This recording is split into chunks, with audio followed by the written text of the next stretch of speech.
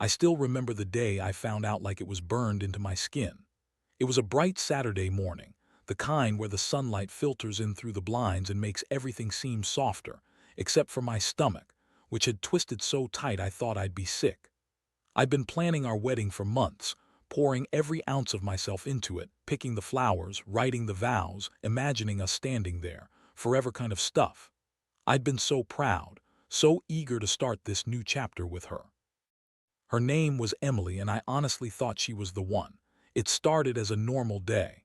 I was at the kitchen table scrolling through our wedding checklist, fingers trembling slightly as I crossed off another task. The house hummed quietly, the scent of brewed coffee still lingering in the air. I was just about to text her a question when I saw a message flash on my phone screen, an unfamiliar number. The message was plain: "Can't wait to see you tonight. Don't forget the hotel key." My heart thudded, a cold sweat prickling at my forehead. I stared at it, uncomprehending. Who was this? My fingers hesitated before. I opened her chat app. That's when I saw the name Ben. A guy I'd trusted like a brother, my best friend. They'd been sharing messages for weeks, I realized now, sneaking around behind my back. My pulse hammered so loud I thought I'd burst. I scrolled through the chat, every message was a dagger. They planned late nights, secret rendezvous, code words I didn't even know existed. My stomach sank into a deep, sickening pit. They'd been messing around just days before my wedding. While I was working late on the vows, they were planning their affair in whispers and stolen moments. I sat there, staring at the screen, my hands trembling so badly I almost dropped the phone. My mind screamed at the betrayal. How could they do this? How could my closest friend and my fiancé conspire behind my back? The shock was like a punch to the gut, making my vision blur. My palms grew clammy. I clenched my fists so tightly my knuckles turned white. I could hardly breathe, the room tilting slightly to one side. I knew right then I had to do something. I didn't want to be some fool who got played on the biggest day of his life.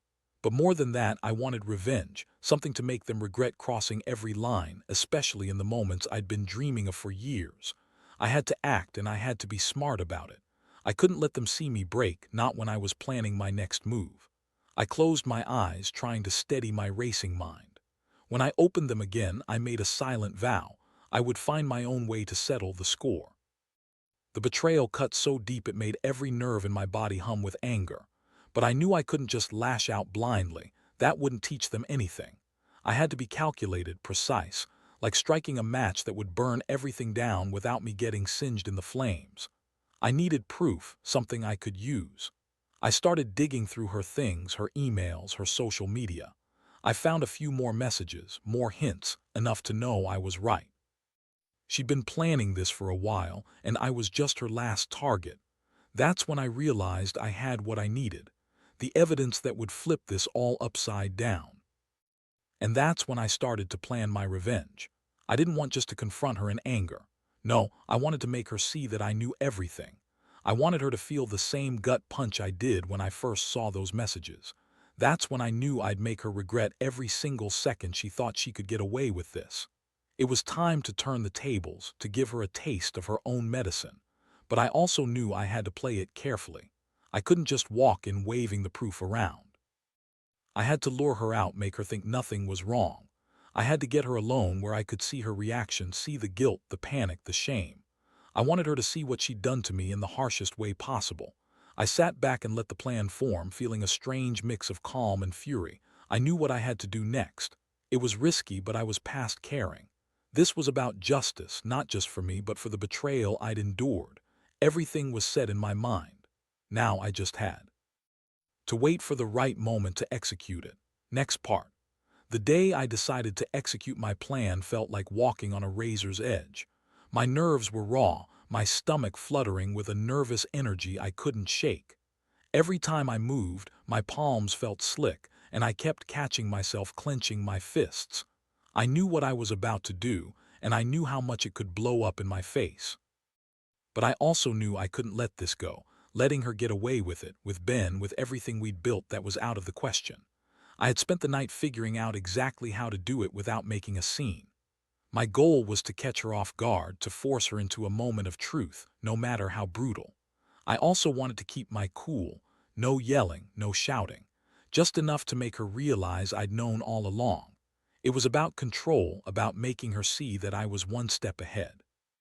That afternoon, I told her I was going out to pick up some last-minute wedding stuff. She was busy on her phone, eyes glued to the screen. Fake smile plastered on her face. I felt a surge of anger, but I kept my voice even. "Be back in a couple of hours," I said, and she nodded without looking up. I drove to the nearby hotel where I knew she and Ben had been meeting. They'd been so careless, so cocky in their secret little plan. I'd found the receipts, the hotel reservations, the texts. It was all there, laid bare. I parked a few blocks away and waited. My chest felt tight, and my hands shook a little as I stared at the entrance. When I saw her car pull in, I felt a rush of cold satisfaction. She stepped out with that fake, innocent look, clutching her purse like she wasn't carrying a bomb. I took a deep breath, feeling my heart thudding loudly in my ears, and I approached. As I got closer, I could see her face stiffen, some flicker of recognition crossing her features. She looked at me, surprised, maybe even a little nervous. "Hey," I managed to say, voice steady, though inside I was anything but. "Can we talk?" Her eyes darted away, then back. Sure, what's up?" I kept calm, steady. "I know about you and Ben. I know what you've been doing." Her face turned pale, her mouth opening slightly, but no words came out. I reached into my pocket and pulled out a copy of one of the texts I'd found, the one where she promised to meet him again tonight. I held it out, letting her see it clearly. "You've been planning this for weeks, haven't you? While I was planning our wedding, you and him were plotting your little affair." My voice was low but firm. "And I'm not going to let you get away with it." She looked like she'd been hit. Her lips trembled and her eyes shimmered with tears. I didn't mean for you to find out like this," she whispered. I took a step closer, my fists clenched.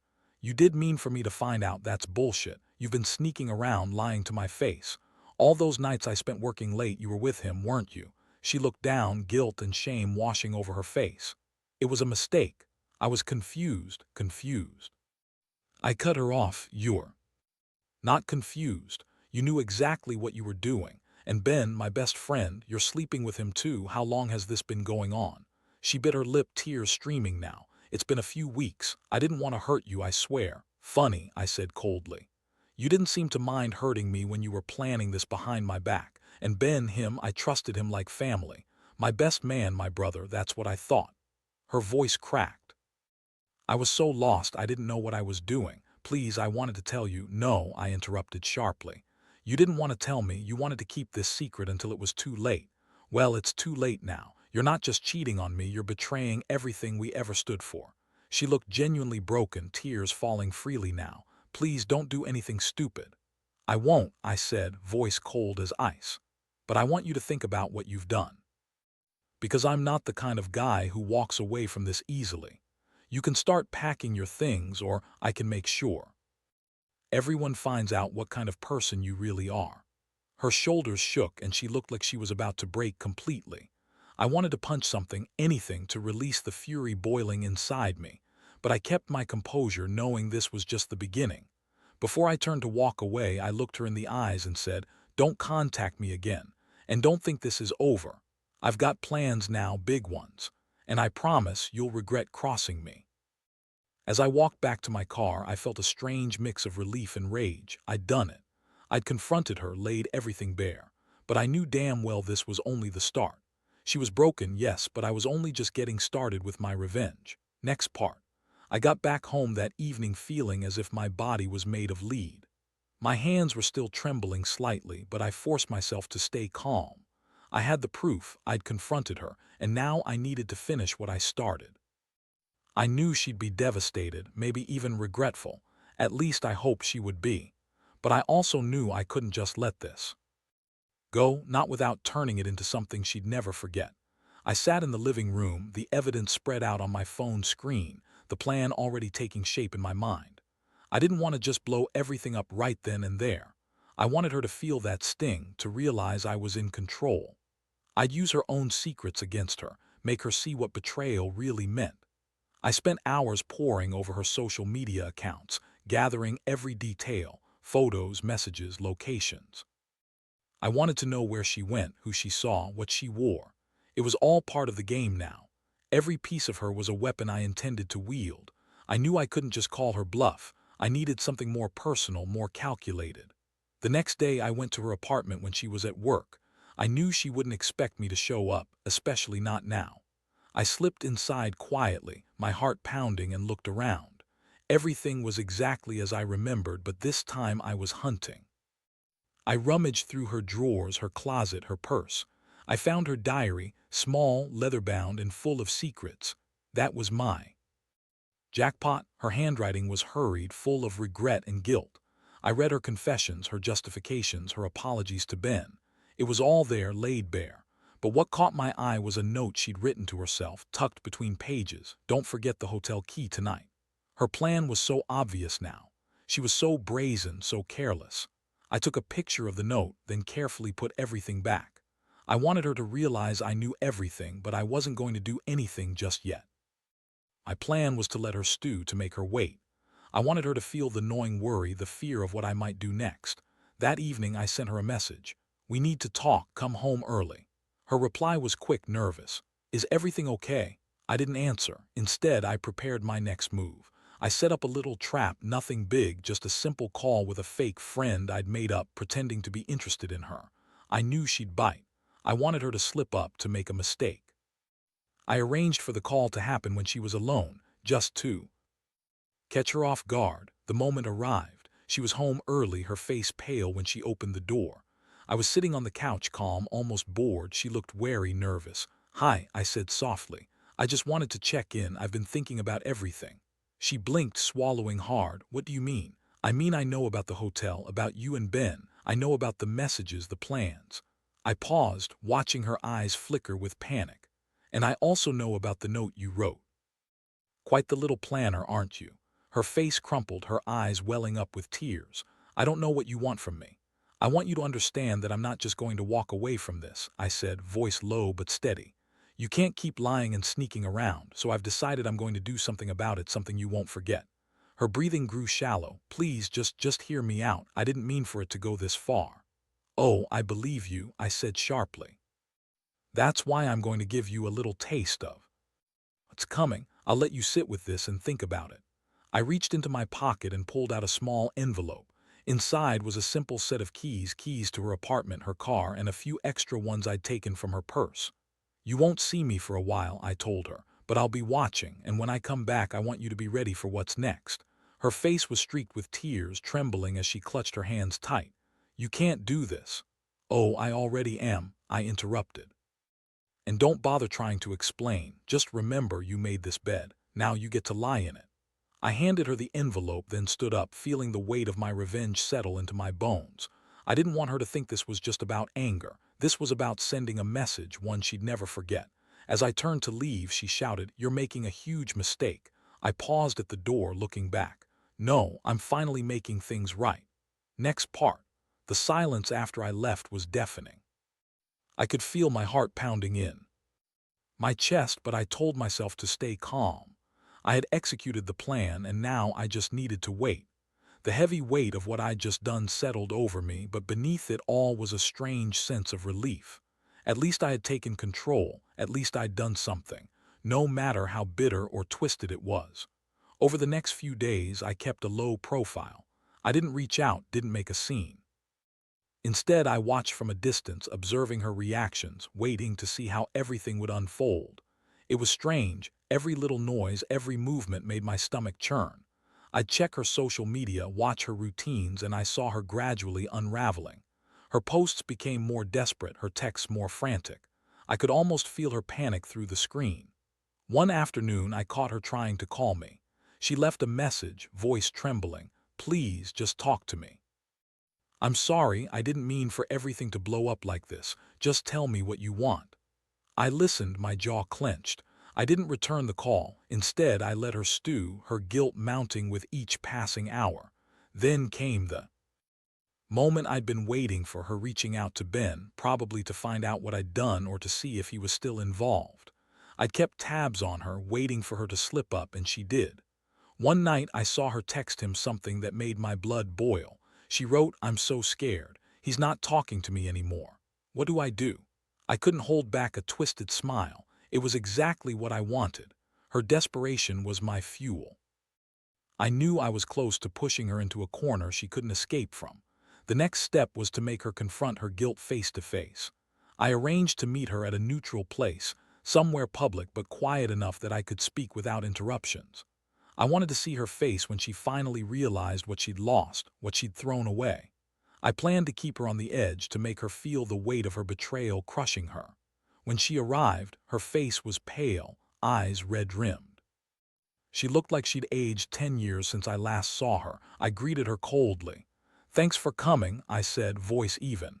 "We need to talk about what happened." She swallowed hard. "I know I screwed up, I didn't mean for it to get this bad." "Didn't mean for it," I echoed. "You lied to me for weeks. You, my best friend, you betrayed everything. And now you're here begging for forgiveness. I don't think so." Her shoulders trembled. "Please, just tell me what you want." I looked at her, feeling a strange mixture of rage and satisfaction. "What I want is for you to understand what you've done. You cheated on me, lied to my face, and played with my trust like it was nothing. So I've decided this isn't over yet, not by a long shot." Her eyes widened. "What are you talking about?" I pulled out the envelope I'd kept hidden. Inside was the key I'd taken from her that day, her house key, her car key, everything I needed to make her feel small. I slid it across the table. "This is your life now. You're not going anywhere, not until I say so. I've changed the locks, I've got access to everything. You want to leave?" Think again, her face crumpled in disbelief. "You're serious?" "Oh, I'm dead serious," I said. "You're going to stay here and you're going to think about what you did. You messed around with my best friend, you lied to me, and you—" She burst into tears, sobbing uncontrollably. "Please, I'm sorry." I didn't want to hear her anymore. I stood up, feeling the tension drain from my body. I looked her straight in the eyes and said, "You're not getting another chance. This is the end. And if I catch you trying to sneak out or contact anyone, I'll make sure you regret it." I turned to leave, knowing I'd sealed her fate. The woman I loved was broken, and I felt the bitter taste of revenge like a shot of whiskey, harsh but satisfying. I knew I'd done what I set out to do. No one crossed me like that and got away with it. As I stepped outside, I felt the cold night air hit my face. I'd won a battle, but the war was far from over. Still, I took a deep breath and told myself this was the only way. Sometimes, the only justice is the one you create. Yourself, next part. The days that followed were the quietest I'd experienced in a long time. She stayed in that house, locked inside, probably consumed by her own guilt. I kept my distance, but I kept a close eye on her through the security cameras I installed, watching her every move. It was strange how quickly everything turned into a game of cat and mouse. I'd sit in my new apartment, a cup of coffee in hand, and watch her pacing, crying, or quietly packing her things late at night. From the start, I knew I had to make her truly feel the impact of her betrayal. This was no longer just about confrontation or words. I wanted her to understand exactly what she'd lost, what she'd thrown away. The more she scrambled, the more I stayed calm, calculating. I'd planned to give her a taste of her own medicine, not just to punish her, but to make her see the consequences of her actions. One evening, I decided to take things a step further. I wanted her to feel vulnerable, exposed, like she'd done to me. I pulled out the last piece of my plan, a private message, crafted carefully to make her realize that I knew everything she'd tried to hide. I sent it late at night when I knew she'd be awake, sitting in the dark, wondering if I was watching. The message was simple but effective. "I know about every lie, every secret, every betrayal. You thought you were clever, didn't you? But I've got all the proof. And I'm not finished yet." I knew it would hit her hard. Her reply came immediately, frantic, desperate. "Please, I'll do anything. Just don't hurt me." Hearing her beg over text made my stomach twist in a strange way. Not because I wanted to hurt her physically, but because I knew I'd already done that emotionally. I wanted her to feel powerless, to realize she'd lost control. The next morning, I showed up at her door again, this time with a small gift, a locked box. I handed it to her, saying, "Open this when you're ready to face the truth." She looked at me with confusion, then hesitation, but I could see the flicker of dread in her eyes. I left her standing there holding the box, knowing she'd open it sooner or later. When she finally did, her face drained of color. Inside was a stack of printed messages, receipts, hotel reservations, everything I'd gathered, proof of her lies, her planning, her betrayal. Her trembling hands clenched the paper, eyes darting across the pages. She looked like she'd been struck by lightning. I stepped inside, a quiet storm inside me. "You wanted to hide," I said softly. "But I've made sure there's nowhere left to run. You betrayed me, and now you're going to face the consequences." I paused, letting her absorb the weight of it all. "The thing is, I don't want to destroy you. I just want you to understand what you've done. That's why I'm taking everything from you, your keys, your access, your freedom." She looked up at me, tears streaming down her face. "Please, I didn't mean for it to get this far. I was just lost." "Lost?" I repeated, voice cold. "You cheated with my best friend, lied to my face, and now you're trying to act innocent." "No, you're not lost. You're selfish, reckless, and you didn't care who you hurt." I handed her the envelope with her keys. "This is your last warning. If you try to leave or contact him again, I'll make sure this gets worse." Her voice cracked. "I'll never do that again, I swear." I shook my head, feeling the last of my patience slip away. "Swearing won't change what you did. You're going to stay here and you're going to think about it, about us, about what you lost." Then I turned and walked out, closing the door behind me. But as I stepped outside, I knew that this wasn't over, at least not yet. I had one final move, a way to make her truly understand the depth of her betrayal. I had to be sure she'd never forget it.